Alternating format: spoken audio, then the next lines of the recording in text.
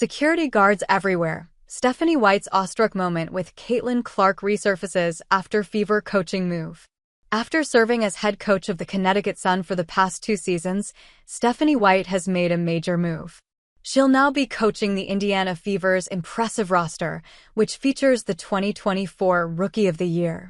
As the news broke, there was some curiosity about the kind of bond White and Clark would develop.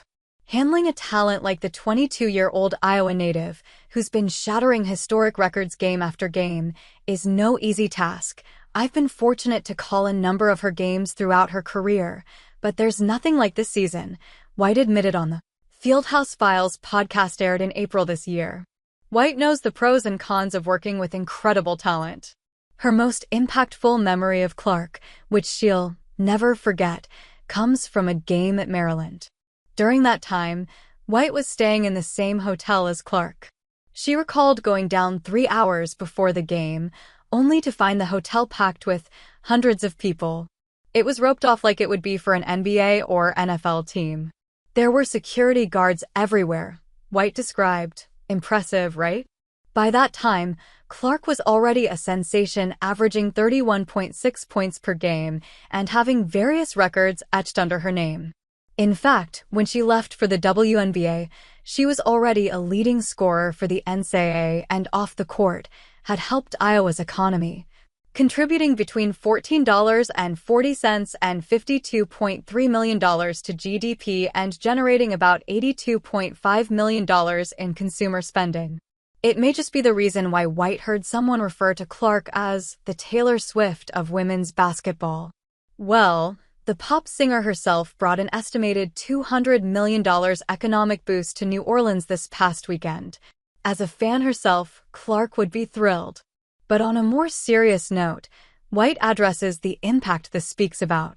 It's the craziness of this team and Caitlin Clark's ability right now to captivate a national audience, White added. This shows that White understands the complexity of taking over the position previously held by Christy Sides. But the question remains, will she be able to guide the Fever's rising star? The answer seems to be yes. While White was announced as the Fever's head coach on Friday, her ties with the team date back to 2011 to 2014, when she served as an assistant coach. First and foremost, it's a home for me, she said. During her 4 seasons with the Fever, the roster won its first WNBA championship in 2012. Even as head coach of the Connecticut Sun, White has been part of a lot of winning. Under her leadership, the Sun made it to the WNBA semifinals both seasons. All this has only added to the expectations that she'll be the perfect fit to fulfill Clark's dream of clinching a WNBA championship title. In fact, White is already prepared for Clark.